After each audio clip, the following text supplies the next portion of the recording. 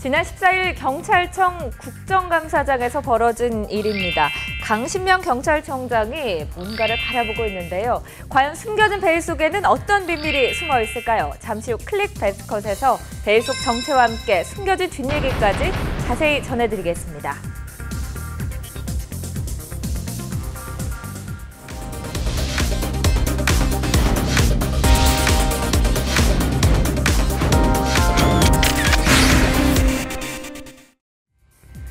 연합뉴스 포토데스크 이희열 기자와 함께 다양한 사진들과 풍성한 뒷얘기 준비했습니다. 이 기자 어서 오세요. 네, 안녕하세요. 네, 선선한 가을이 찾아와서 좋긴 한데 일교차가 상당히 크더라고요. 예, 아마 그래서 그런지 감기 걸린 사람들을 종종 이렇게 보는 것 같습니다. 네, 건강에 주의를 하셔야 될 것 같아요. 아침 저녁으로 입을 수 있는 겉옷 챙기시는 거 좋을 것 같습니다. 클릭 베스트컷 먼저 첫 번째 사진부터 살펴보겠습니다.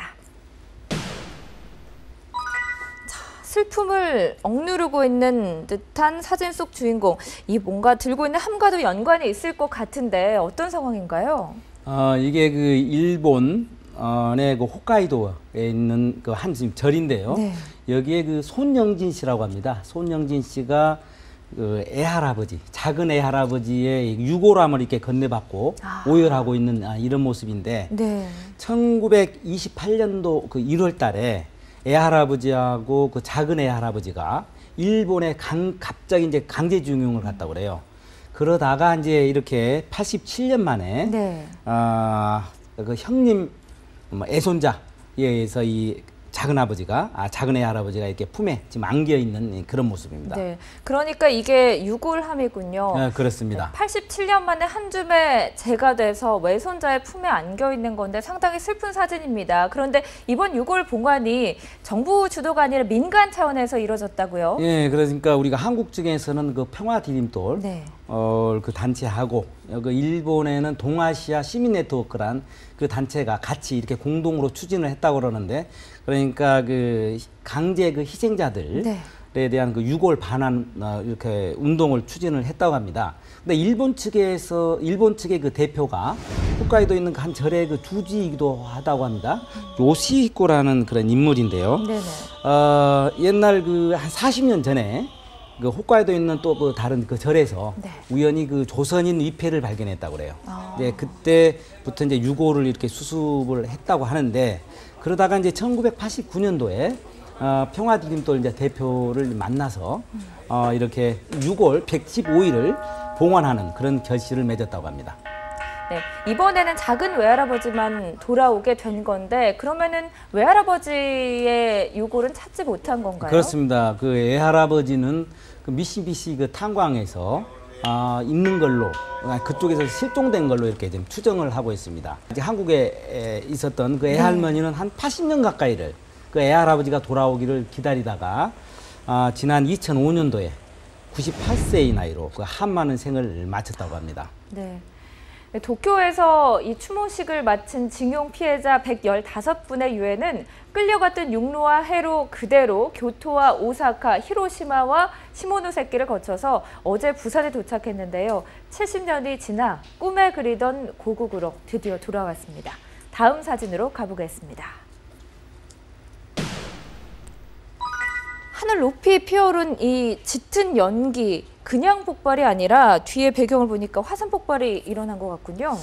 그렇습니다. 여기가 지난 그 14일인데 이게 지금 구마모토 현에 있는 아소산이라고 합니다. 네. 아소산에서 이렇게 지금 그 폭발이 돼서 이렇게 지금 이게 높이가 2,000m까지 이렇게 이 화산재 기둥이 이렇게 치솟았다고 하는데 네. 원래 그 아소산은 지금 그 활화산이 그 활화산 지대라고 합니다. 그래서 그 5개의 그 화구가 있는데 지난해 8월 네. 30일 날에도 이게 지금 그 분화를 했다고 합니다.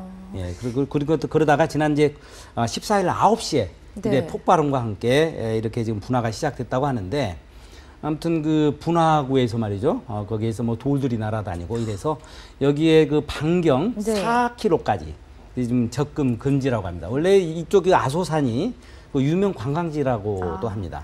규수가 원래 좀 유명 관광지인데 이곳은 이제 통제가 됐겠군요. 그렇습니다. 네, 그 1979년 9월 이후에 최대 규모의 폭발이라고요? 네, 그렇습니다. 최대 규모의 이거 폭발이었는데 이게 굉장히 또 크다 그러죠, 규모가. 그런데 1979년 같은 경우에는 그 3명이 사망을 했다 그러죠. 근데 이쪽에서는 또 한 300여 년 전에는 네. 한 2만여 명이 사상자가 났던 바로 그런 그런 그 화산이라고 합니다. 네. 네, 아소산 화산의 이번 분화는요, 지난 2013년에 발생한 규모 9.0의 대지진 때 보였던 징조와 비슷하다는 점이 점차 드러나면서 일본 내에서는 지금 불안감이 커져가고 있다고 합니다. 다음 사진 보시죠. 커다란 나무에 기대어 눈물을 훔치고 있는 이 여성, 역시나 좀 슬퍼 보이는 사진인데요. 어떤 사연이 있는 건가요? 여기가 지금 그 캘리포니아의 그 미들타운인데요. 아시다시피 요즘 그 캘리포니아에 큰 불이 났죠. 그 자기 집이 지금 불타버렸다고 했다고 합니다. 그 스품 때문에 저 나무를 부여잡고 이렇게 울고 있는 이런 모습인데요. 이 나무도 맨 그 불 속에 있었는데 그릇만 이렇게 좀 걸리고 이렇게 이렇게 죽지는 않았다고 합니다. 네. 집은 다 타버렸지만 이 나무는 다행히 무사했네요. 예, 집만 해도 한 400여 채가 전소가 됐고 그리고 지열발전소 이런 것들이 이제 파괴가 됐다고 그래요. 그리고 한 2만 3천 명 정도가 3천 명 정도의 그 사람들이 대피를 한 상태고 말이죠. 예, 굉장히 그 많은 지금 피해를 입고 있습니다. 근데 그 중에서도 이 미들타운 한 1,000명 정도, 한 1,000여 명 정도가 이게 살고 있었는데 전부 대피를 해가지고 그 마을이 지금 유령 마을로 변했다고 합니다. 네, 눈물이 흐를 수밖에 없을 것 같은데요. 앞서서 저희가 화산 분화 사진 살펴봤잖아요. 그리고 그것도 그렇고 이렇게 산불 소식도 그렇고 자연의 무서움을 보여줄 수 있는 사진들이 아니었나 싶습니다. 예, 지금 그 지구 온난화로 인해서 지금 점점 기온이 올라가지 않습니까? 특히 이제 캘리포니아 같은 경우에 또 가뭄도 심해서 매년 이렇게 큰 산불들이 이렇게 일어나고 있는데 그걸 지원하게 해가지고 지금 한 1만 한 1,000명 정도의 그 소방관이 지금 진화 작업을 하고 있다고 합니다. 이제 그리고 이런 뉴질랜드라든가 또 호주에서 또 소방관을 한 70명 정도를 지원을 하고 있다고 합니다. 각국에서 도와주고 있는데 빨리 좀 진화가 됐으면 좋겠네요. 브라운 캘리포니아 주지사는 우리가 할 수 있는 최선을 다해야 한다. 왜냐하면 우리는 인간보다 훨씬 강력한 자연과 전쟁 중이기 때문이라며 진화에 총력을 기울일 것을 주문했습니다. 다음 사진으로 가보겠습니다. 한눈에 보기에도 오래된 책자가 전시되어 있는 이곳, 박물관인가요? 여기가 그 지난 14일 종로구 평창동에서 이 경매가 이루어졌는데 바로 이제 거기에서 지금 이렇게 지금 하피첩을 보고 있는 그런 모습입니다. 하피첩이 지금 이렇게 전시되어 있는 것을 지금 보고 있는 이런 사진인데 그 하피첩이라고 하는 것은 그러니까 하피가 붉은 이런 그 치마 를 하피라고 한다고 합니다. 그러니까 그 예복 중에 그 하나인데 정약용, 다산 정약용 아시죠? 실학자죠? 그렇습니다. 다산 정약용 그 선생이 전남 강진에 이렇게 유배가 있을 때 그 부인이 자기가 그 시집 올 때 입었던 다홍치마를 남편한테 이거 보내줬다고 합니다. 시하고 그 부인이 굉장히 시도 잘 쓰고 그렇다고 하는데 그러니까 그 유배에 가 있던 다산이 그 치마를 절단을 해가지고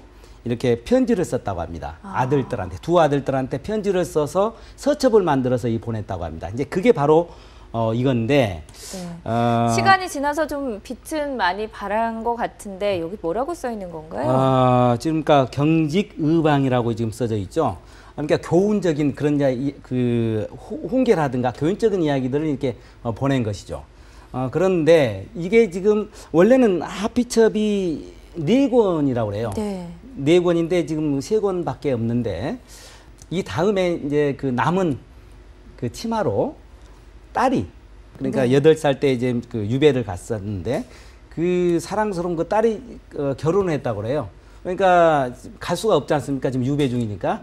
거기에다 이제 바로 이제 그 치맛단에다가 그러니까 매화 그림하고 새 2마리의 그림을 또 그려서 거기다가 또 시를 써서 또 딸에 대한 그 사랑을 보여줬다고 합니다. 네, 멀리 떨어져 있지만 자식에 대한 또 사랑이 느껴지는 하피첩이 아닐까 싶은데요. 이게 여기까지 흘러 들어온 것도 여러 가지 사연이 있다고요? 네, 그렇습니다. 원래 이게 사라질 뻔한 네. 이런 그 보물인데, 이게 좀 보물입니다.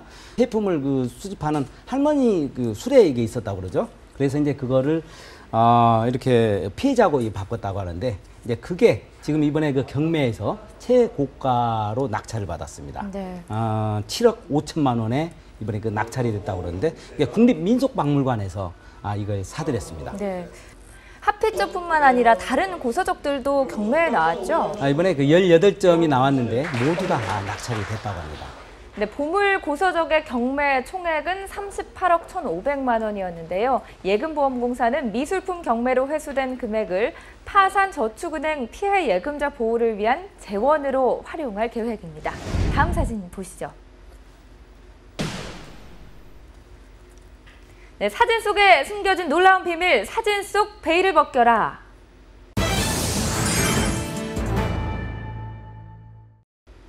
지난 14일 경찰청사에서 열린 국회 안전행정위원회 국정감사장, 강신명 경찰청장이 뭔가를 바라보고 있는 모습인데요. 사진 속에 숨겨진 베일의 비밀은 무엇일까요? 힌트를 좀 주시죠. 이 경찰이라든가 네. 또 군인 그 제복을 입은 사람들이 사용할 수 있는 그런 물건이라고 제가 힌트를 드리겠습니다. 네, 무엇인지 예상할 시간을 좀 드리고요. 저희가 과연 베일 속의 비밀은 무엇인지 지금 바로 확인해 보도록 하겠습니다.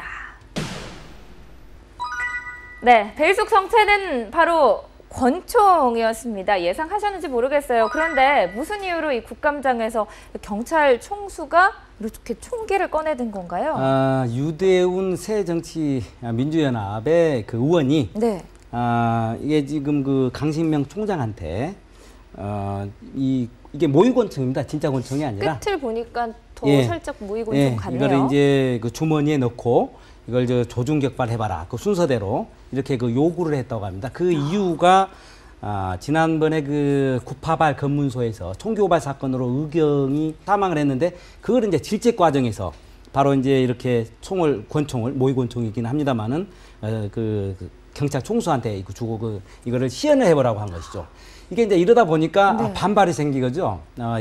여당뿐만 아니라 이제 뭐 이런 그 경찰 쪽에서도 너무 무례하다 뭐 이런 식으로 굉장히 그 반발이 났다고 하는데, 이 자리에 있던 서청원 의원 같은 여당의 새누리당의 서청원 의원 같은 분은 국감장을 퇴장을 해버렸다고 그래요.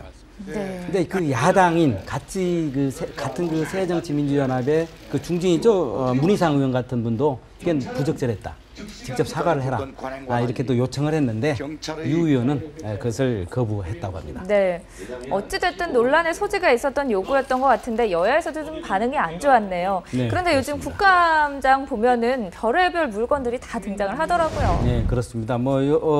의원들은 자기 자신을 좀 찌기 위해서 여러 가지 소품들도 뭐 가져다 놓고, 그럼 뭐 매년 벌어지는 일들이죠. 그런데 이렇게까지 너무 이렇게 또 오버하는 그런 또 의원들이 있어서 눈살을 찌푸리게도 하고 있죠. 네. 한편 이날 국정감사에서는 경찰의 부실한 총기 탄약 관리에 대한 질타의 목소리도 높았는데요. 어이없는 총기 사고가 되풀이되지 않길 기대해 보겠습니다. 도심을 행군하고 있는 군인들, 왼쪽에는 우리 군인 장병들인 것 같은데 오른쪽을 보니까 또 미군도 있는 것 같아요. 네, 미군입니다. 지난 15일, 10월 이거 월미도입니다. 월미도 가신 분들은 알 텐데. 네, 저기 모노레일이 그렇습니다. 지나가는 길이 보이네요. 매년 9월 15일이 인천 상륙작전 그 기념일이라고 해요. 인천 상륙작전 그런 그 기념 그 행사에서 바로 이제 그 한미 그 해병대 의원들이 당시를, 인천 상륙작전을 그 재현하는 바로 이제 그런 모습입니다. 네. 그 인천 상륙작전이 제2차 세계대전 이후에 기록된 최대 규모의 상륙작전이라고요? 예, 1950년도 이제 9월 15일 날 이제 그 시작됐는데, 네. 바로 이제 그 한 5시간 전에 그 우리 한국의 그 켈로 부대, 대북 첩보 부대죠. 켈로 부대 16명과 미군, 미 그 해병대하고 그 이쪽 월미도에서 한 10km 정도 떨어진 무인도인 그 팔미도가 있다고 하는데 그걸 상륙 작전에서 거기에서 성공을 했다고 그래요. 그 이후에 이제 5시간 이후에 이제 본격적인 인천 상륙 작전이 시작돼서 거기서 이제 성공을 하게 된 것이죠. 네, 조수 간만의 차가 상당히 커서 성공하기가 정말 어려운 작전이었다고 하는데요. 네, 그렇습니다. 근데 당시 그 군사 전문가들이 여기가 세계에서 그 조류구 간만의 차가 2번째로 크다고 합니다. 그래서 그 성공 확률은 5천분의 1 정도밖에 안 된다. 이건 도박이다. 이렇게 예상을 했다고 합니다. 그런데 성공을 해가지고 그 당시에 그 함정이 261척 그리고 7만 5천 명 정도의 그 병력이 투입됐다고 합니다. 그래서 북한군 1만 4천 명을 이렇게 사살하고 7천 명을 생포를 했다고 합니다. 이날도 비슷하게 진행이 된 건가요? 네, 그렇습니다. 이번에도 미군들은 한 1개 소대, 그 특수 그 병력 1개 소대가 지원을 했다고 하는데 한 30분간 정도 이런 진행을 했다고 그래요. 그러니까 상륙을 해서 월미도를 장악하는 그런 그 스토리로 해서 이게 마무리가 됐다고 그러는데 6.25 전쟁 그 참전 용사들을 포함해서 한 2,000명 정도가 여기에 같이 참석을 했다고 합니다. 네, 주민들도 관심 있게 지켜봤을 것 같습니다.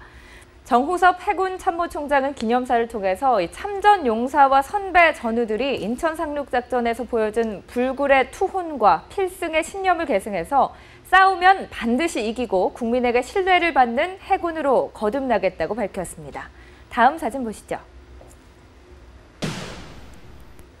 자, 오랜만에 등장한 반기문 유엔 사무총장이에요. 그런데 대화를 하고 있는 이 인물은 누군가요?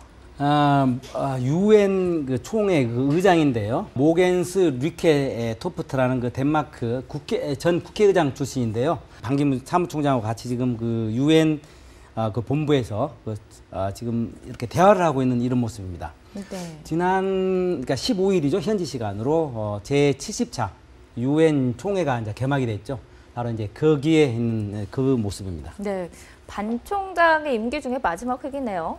그렇습니다. 실질적으로 지금 마지막입니다. 내년 말에 임기가 끝나기는 합니다만은 실질적으로 지금 올해가 이 회의가 지금 마지막 참석하는 그런 회의가 되는데 이번에 이제 그 창설 70주년이라고 해서 아주 여러 그 정상들이 많이 이번에 그 참석을 하게 됩니다. 네. 그래서 이제 오바마 미국 대통령을 비롯해서 시진핑 그 중국 주석 그리고 또 푸틴 대통령 러시아 10년 만에 참석한다고 그러죠. 이런 분들이 이제 28일 날 이게 총회 여기 이제 연단에 오르게 되는데 그때가 고위급 회의가 이제 시작됩니다. 우리 그 박근혜 대통령도 참석을 하시죠? 그렇습니다. 25일부터 28일까지 방문을 하는데 26일에는 유엔 정상개발회의에 참석을 하고 28일에 이제 기조연설을 하게 됩니다. 그리고 또 박근혜 대통령뿐만 아니라 지금 그 굉장히 역사적인 또 인물이 이쪽에 또 연단에 오르게 됩니다. 라울 카스트로가 아주 그 처음으로 이제 여기에 이제 등장을 하게 됩니다. 그 동안에 이제 올해 미국과 관계 개선을 했죠. 국교 개선을 했는데 54년 만에 라울 카스트로도 여기에 이제 등장을 하게 되고 프란치스코 교황도 그렇습니다. 참석을 하죠. 프란치스코 교황도 창설 10주년을 기념하는 그런 연설을 하게 되는 것이죠. 그 하기 전에 반기문 총장과도 단독 회담이 있다고 하죠. 네, 기념비적인 회기이기 때문에 여러 국가 정상들이 참석을 하는군요. 예, 그렇습니다. 유엔은 차기 사무총장부터 회원국의 공식 후보 추천을 받고 총회에서 후보자를 인터뷰를 하는 등 선출 절차를 투명화하기로 했는데요. 차기 사무총장을 노리는 예비 후보와 또 해당 국가가 이번 총회 기간 회원국과의 접촉면을 최대한 늘릴 것으로 보여서 그 어느 때보다도 치열한 물밑 외교전도 예상됩니다. 다음 사진으로 가보겠습니다. 의사봉을 두드리고 있는 모습을 보니까 뭔가가 결정되고 있는 순간인 것 같죠? 예, 여기가 그 국회 그 윤리특위의 징계 심사소입니다. 여기에서 그 심학봉 의원 있죠? 그 성폭행 혐의로 해갖고 지금 수사를 받고 있는 그 심학봉 그 의원 그 징계안을 이렇게 지금 상정하고 있는 이런 모습입니다. 그래서 바로 이제 이 회의에서 만장일치로 제명안 제명안이 통과가 됐습니다. 네. 물론 이제 그 제명안이 뭐 그냥 통과된 건 되는 건 아니고요. 그동안에 그 우리 국민들의 어떤 그 압력 때문에 어쩔 수 없이 이렇게 전원일치로 이렇게 통과가 되지 않았나 그래 싶습니다. 네. 어떻게 보면 또 여론이 한 몫을 했군요. 그렇습니다. 그 심학봉 의원 이제 뭐 두 가지 선택지가 있을 텐데 자진 사퇴를 하거나 이게 또 본회의에 상정이 될 수가 있는 거잖아요. 네, 본회의 그러니까 다음 달 13일 이제 네. 본회의가 있는데 그때 상정 가능성이 높습니다. 지금 그 윤리 문제로 해가지고 네. 만약 이제 그때 그 통과가 된다면은 윤리 문제로 그 제명이 되는 헌정사상 첫 오명을 쓰게 됩니다. 네. 그동안에 그 지금 제명됐던 그 의원이 딱 한 사람이 있는데 김영삼 전 대통령입니다. 1979년도에 당시 신민당 그 총재였는데 네네. 당시 그 정권이 박정희 정권이었죠. 그 당시에 이제 정권 탄압으로 해서 의원직을 잃게 됐죠. 그거하고는 좀 다르긴 합니다만은 그 윤리 문제로 해가지고 본회의에 상정되게 됐습니다. 물론 무기명 투표로 하게 되는 거죠. 비밀 투표로 하기 때문에 윤리위에서 이게 통과된 것처럼 뭐 통과될지 그건 또 미지수입니다. 왜냐하면 지난 2011년에도 성희롱 그 발언으로 해가지고 그 강용석 의원 그때 제명당할 얘기였는데 그때 또 부결이 돼버렸죠. 네. 그래서 뭐 그 당시에 그 국민들이 제 식구 감싸기다 그래가지고 굉장히 그 비난이 쇄도하기도 했는데 아무튼 이번에 어떻게 될지 두고 봐야겠습니다. 네. 재적 의원의 3분의 2가 찬성을 해야 제명이 된다고 하니까 상당히 쉽지가 않은 것 같습니다. 그렇습니다. 심의원이 제명될 경우에 19대 국회 임기가 1년도 채 남지 않았기 때문에 지역구인 경북 구미갑 지역은 보궐선거 없이 결원인 상태로 유지될 전망입니다. 자, 여기까지 오늘 저희가 준비한 사진 모두 살펴봤습니다.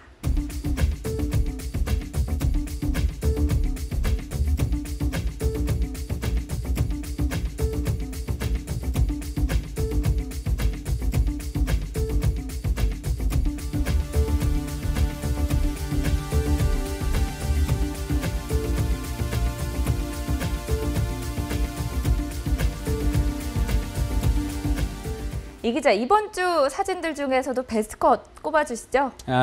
그 하피첩 사진을 네. 선정하겠습니다.